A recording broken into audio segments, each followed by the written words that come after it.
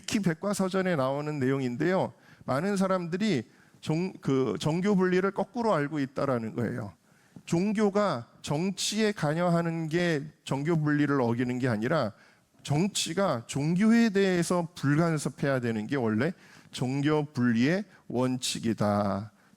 국가는 종교에 대해서 중립을 지켜야 된다. 자, 이제부터 우리나라는 이런 종교를 믿을 거야라고 확정해서 강요할 수 없다라는 게 이게 정교 분리고요. 그리고 개인의 신앙생활은 개인에게 맡겨야 된다라는 게 정교 분리의 의미인데요. 이 정교 분리라는 말의 참 의미를 알기 위해서는 이 말이 처음 쓰여진 미국의 역사를 올라가 봐야 됩니다. 자, 미국을 개척한 사람들 청교도의 나라는 원래 영국이었습니다. 영국은 종교가 성공회였어요. 성공회는 영국의 국교였습니다. 모든 사람들에게 신앙의 자유가 없었습니다. 무조건 영국 성공의 국교로 믿어야 했습니다. 그 종교만을 강요하고 다른 신념을 가진 자들을 무자비하게 박해를 했습니다. 그래서 신앙의 자유가 없었습니다. 청교도들이 왜 수많은 희생을 치러가면서 대서양을 건너고 신대륙의 미국을 세웠을까요? 그 가장 큰 이유는 신앙의 자유 때문이었습니다. 그 신앙의 자유가 너무 소중하기 때문에 세워진 나라가 미국이라는 나라입니다. 미국은 그래서 세워질 때부터 그 건국의 정신이 헌법에 실리게 되는데요. 그래서 미국의 헌법이 만들어질 때 이 자유의 개념이 굉장히 중요하게 많이 들어갑니다. 하나님께서 주신 권리를 자유라고 말하는 거예요. 자유라는 건 내가 하고 싶은 걸 다 한다는 뜻은 아닙니다. 하나님께서 인간에게 부여한 것은 그 누구도 빼앗을 수 없고 국가 권력도 빼앗을 수 없다라는 게 이게 자유의 개념입니다. 그래서 당시 미국은 영국과 달리 국가 권력이 무엇을 강요할 수 없었습니다. 종교를 강요할 수 없었습니다. 그래서 만들어진 개념이 정교 분리이고요. 미국의 3대 대통령인 토마스 제퍼슨은 이 세속정부의 정교 분리 원칙을 3가지로 이렇게 규정을 하였습니다. 한번 같이 읽어볼까요? 시작. 정치는 교회의 활동을 관여하지 말 것. 정치는 교회에 해가 되는 법을 만들지 말 것. 정치는 교회에 세금을 부과하지 말 것.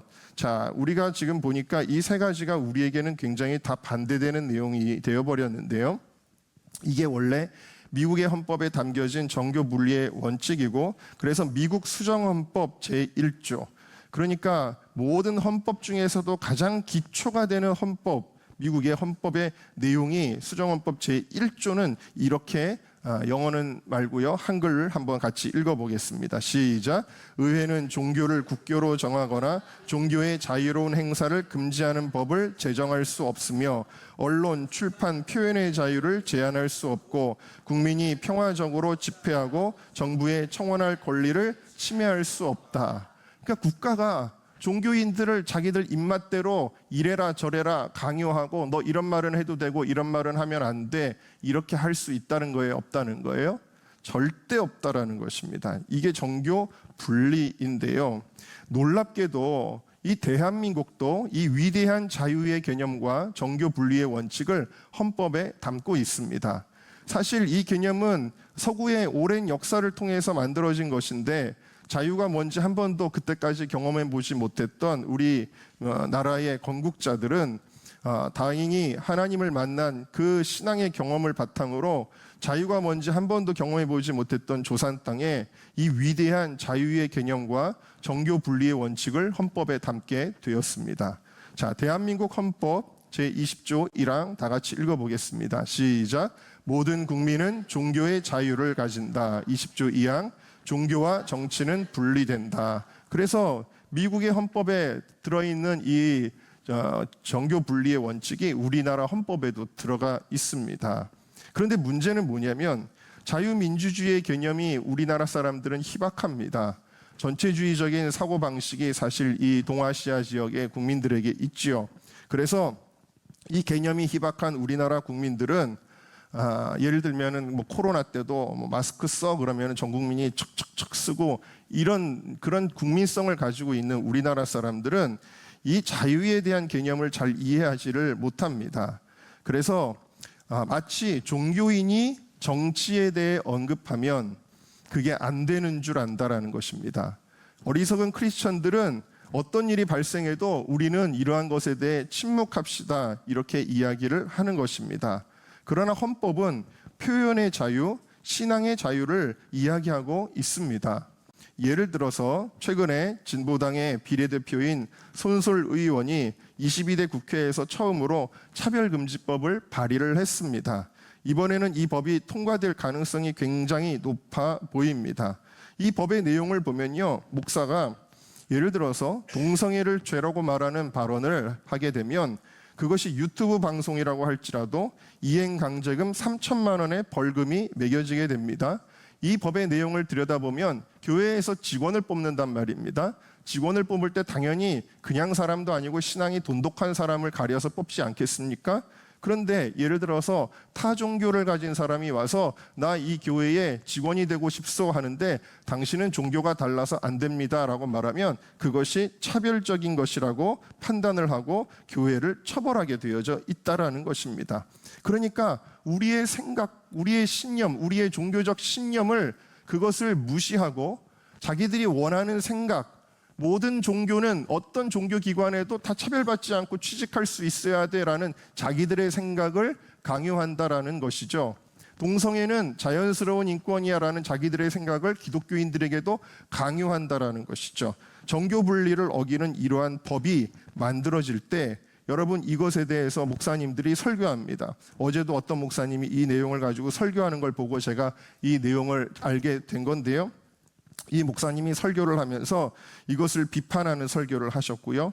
그리고 1월 30일에 국회 계단 앞에서 반대 기자회견을 하는데 많이들 그리스도인들이 많이 참석해 주세요 라고 광고를 하는 겁니다. 자, 이렇게 하면 이 사람들은 뭐라고 생각하냐면 그 교회가, 그 목사가 정교 분리를 어겼다라고 판단을 한다는 겁니다. 왜 목사가 법에 대해서 이야기를 하느냐, 왜 정치에 대해서 이야기하느냐, 그냥 예수님 얘기만 하고 요한복음, 마태복음 얘기만 하고 십자가 얘기만 하고 부활 얘기만 하지 왜 정치 얘기를 하느냐라면서 정교 분리를 어겼다라고 이야기를 한다라는 것입니다. 여러분, 그런데 아까 말씀드린 이 목사님은요, 사실은 오히려 자유민주주의의 근간이 뭐예요? 표현의 자유, 그 다음에 종교의 자유입니다. 내가 생각할 때 저거는 틀렸어, 당신들이 만들려고 하는 법은 틀렸어라고 자신 있게 말할 수 있는 게 표현의 자유입니다. 그 누구의 입도 정부가 함부로 막을 수가 없다라는 겁니다. 대한민국은 표현의 자유가 있는 나라이고요, 종교의 자유가 있습니다. 종교의 자유라는 건 뭐냐면 내가 원하는 신념대로 내가 신앙생활을 할 수 있어야 된다라는 것입니다. 하다못해 여러분 지하철역에서 요즘 보니까 무슬림들이 갑자기 양탄자를 깔고 기도를 합니다. 그런데 그걸 가지고 법으로 제재를 안 하더라고요. 여러분 그들의 신앙을 존중한다 그러면서 무슬림들에 대해서는 그렇게 하면서 혹은 성소수자들에 대해서는 자기들의 어떤 그런 신념들을 존중한다고 하면서 기독교인들의 신념만큼은 너희는 너무 차별적이야 라면서 그것을 억누르고 있는데요. 여러분 우리가 이 목사님처럼 이렇게 자신의 의견을, 자신의 신앙적 표현을 하는 것은 사실은 자유민주주의에 아주 충실한 행위입니다. 아주 자유민주주의적인 사고를 가지고 계신 분의 언행이라는 것입니다. 사실은요 여러분, 정교분리라는 말을 가장 많이 말하면서 가장 제대로 어긴 권력이 있습니다. 그게 누구냐면 바로 일제였습니다. 일제는요, 한국교회가 신사참배를 반대하고 또 3.1운동을 일으키고 이러면서 자기들에게 눈에 가시가 되니까 종교에 대하여 뭐를 얘기했냐면 정교분리를 이야기했습니다.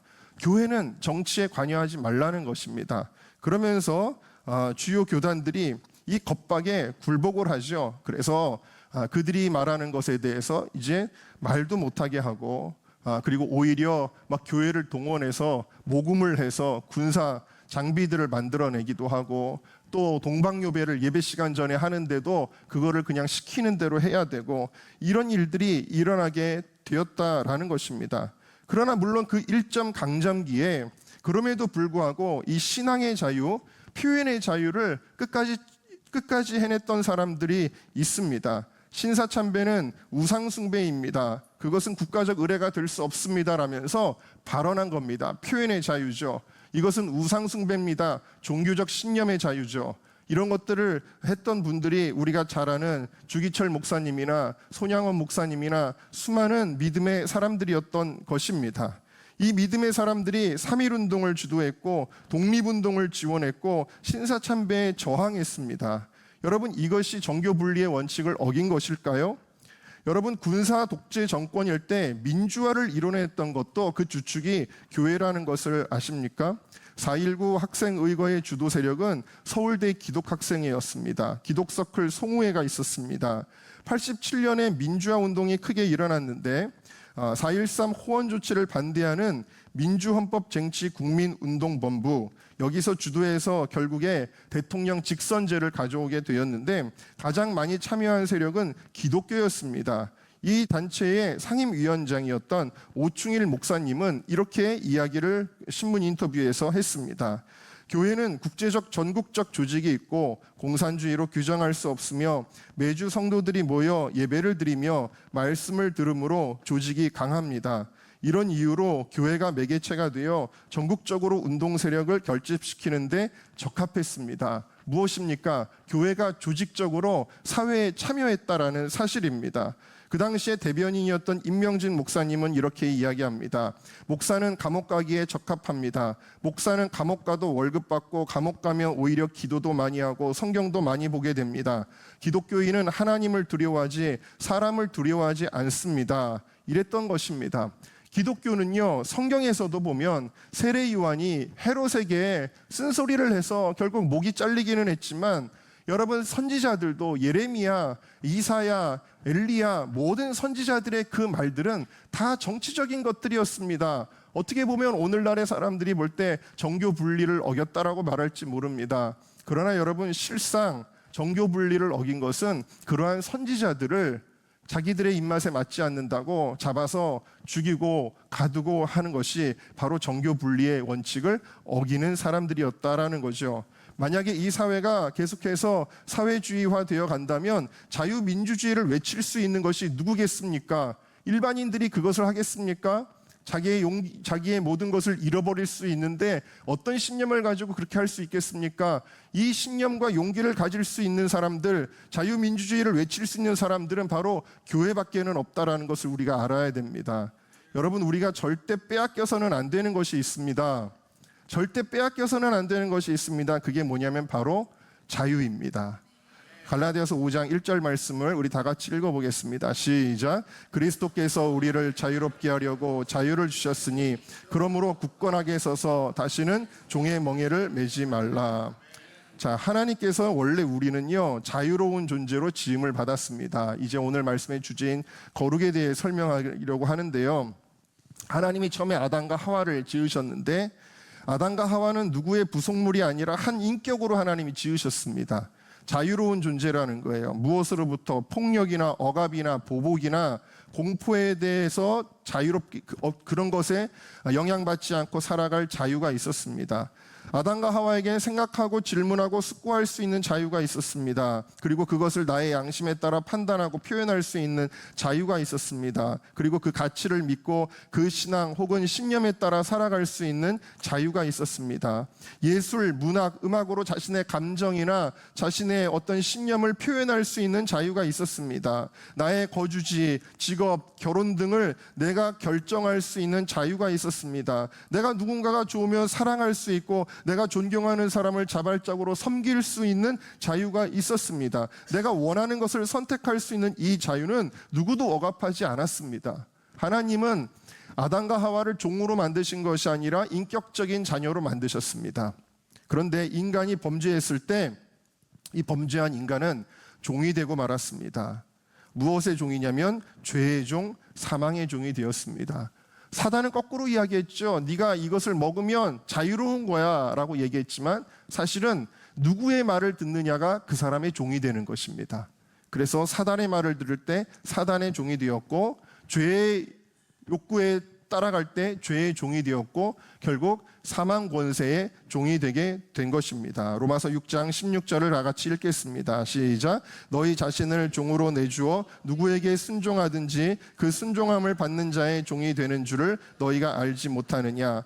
혹은 죄의 종으로 사망에 이르고 혹은 순종의 종으로 의에 이르느니라. 그러니까 여러분, 누구 말을 듣느냐가 중요한 거예요. 여러분들은 누구의 이야기를 듣고 계십니까? 사기꾼 말을 들으면 어떻게 될까요? 사기꾼 말 듣고 따라가다가 그 사람의 종이 되는 수가 있습니다. 평생 보이스피싱을 하는 그러한 도구로 전락할 수도 있습니다. 우리는 죄에게 순종함으로 혹은 마귀에게 순종함으로 죄의 종, 마귀의 종이 될 수 있었다라는 것입니다. 과거에 선악을 알게 하는 나무의 실과를, 과거에는 이 선악과를 먹을 수도 있고 안 먹을 수도 있었습니다. 이게 뭐죠? 자유입니다. 분명히 아담과 하와에게는 자유라는 게 있었습니다. 그는 먹고 싶으면 먹고 먹기 싫으면 먹지 않을 수 있었습니다. 자유로운 존재였습니다. 그런데 이걸 다시 말하면 과거에는 죄를 지을 수도 있고 죄를 짓지 않을 수 있는 힘이 있었다라는 것입니다. 자유의 힘이 있었다라는 것입니다. 그런데 범죄한 인간은요, 이것을 먹고 나서 죄를 안 지을 능력을 상실해 버렸습니다. 자유를 잃어버렸습니다. 죄에 매이게 되었습니다. 죄의 종이 되었습니다. 늘 죄를 짓지 않고는 살 수 없는 존재가 되었다라는 것입니다. 여러분, 이 죄의 특성을 가장 잘 보여주는 어떤 물질 하나가 있습니다. 그게 바로 담배라는 겁니다.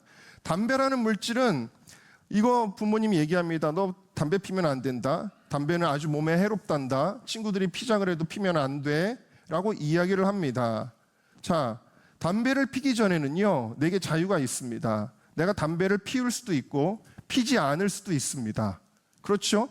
담배를 피지 않는다고 해서 무슨 금단 현상이 일어나는 게 아닙니다. 자, 그런데 담배를 피지 않는다고 해서 괴롭거나 힘들거나 하지 않고 담배를 피지 않아도 행복하고 즐겁게 살 수 있었다라는 거예요. 근데 이 청년이 이렇게 생각합니다. 나에게 왜 담배 피울 자유가 없지? 이게 사단이 넣어주는 거꾸로 된 생각입니다. 나는 담배 피울 자유가 있어. 나는 선악과를 먹을 자유가 있어. 라고 생각합니다. 누구도 나에게 이것을 하지 말라고 할 수 없어. 성경적 의미의 자유를 모르는 것이죠.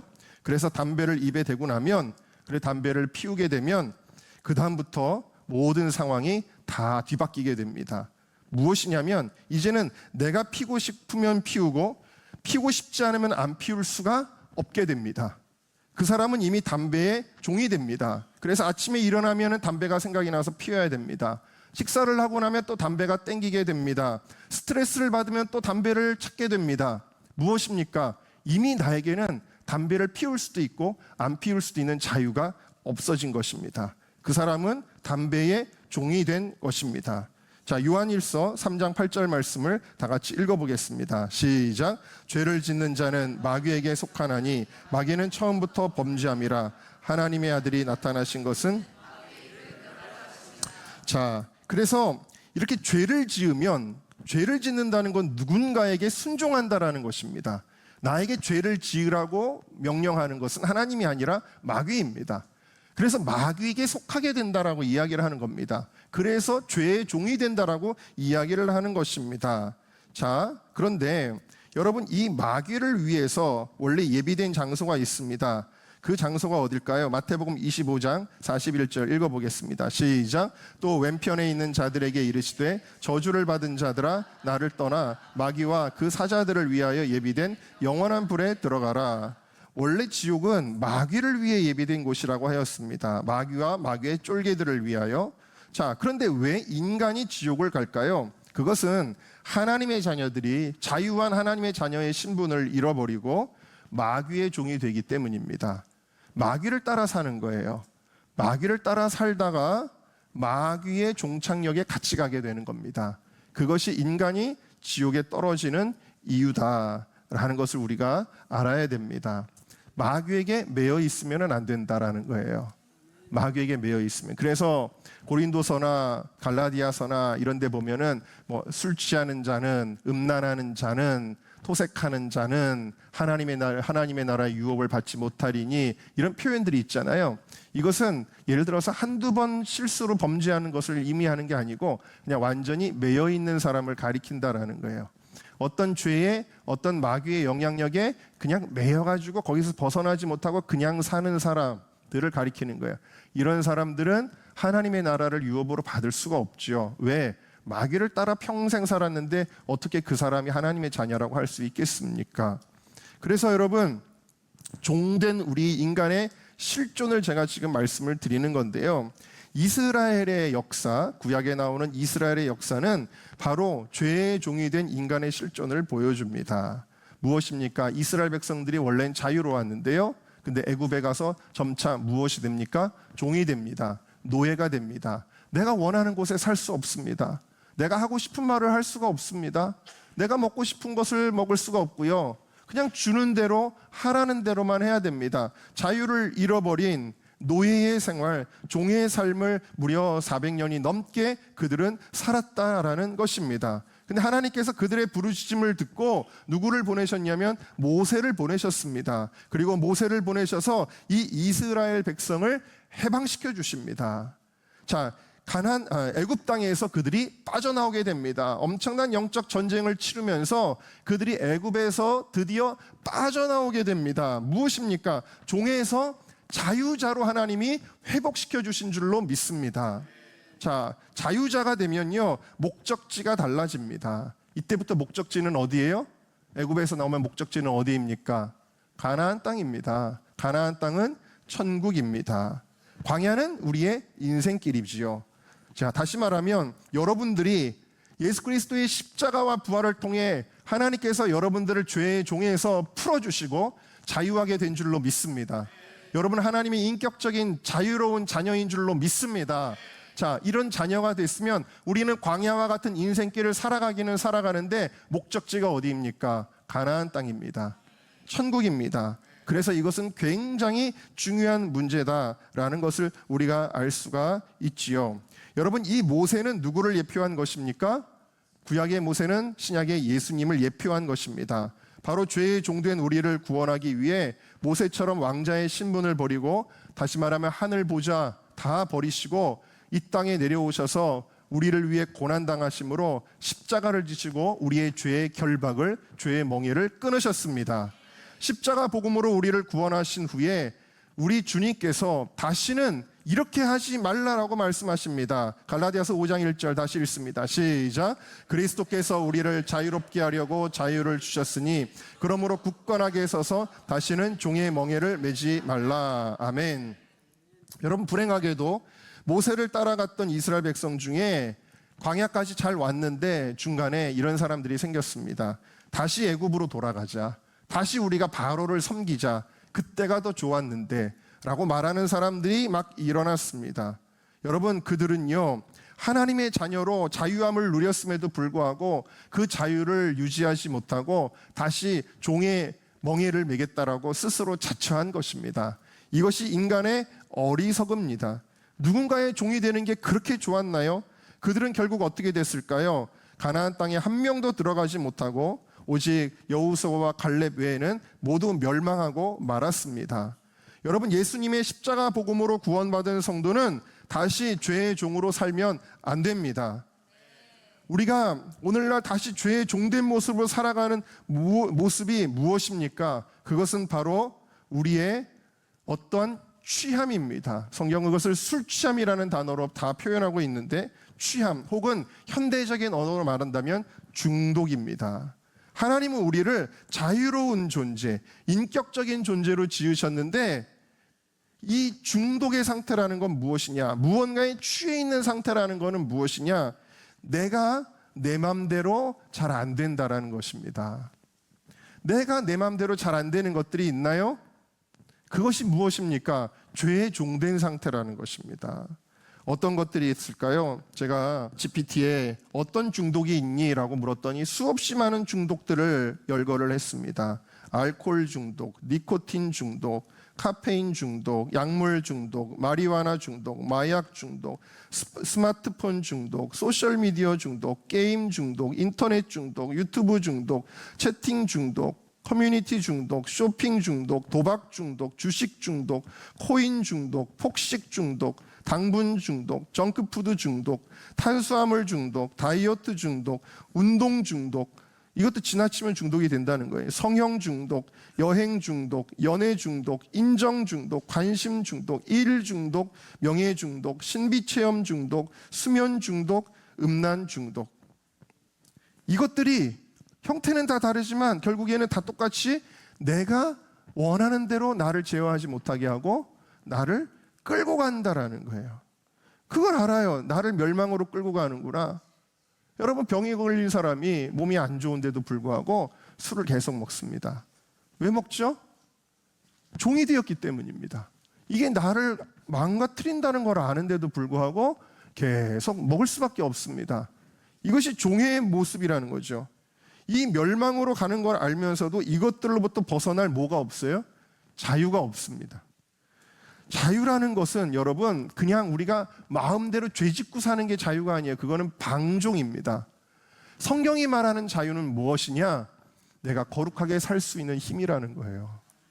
내가 죄를 짓지 않을 수 있는 힘이라는 거예요. 그게 성경적 의미의 자유다라는 거예요.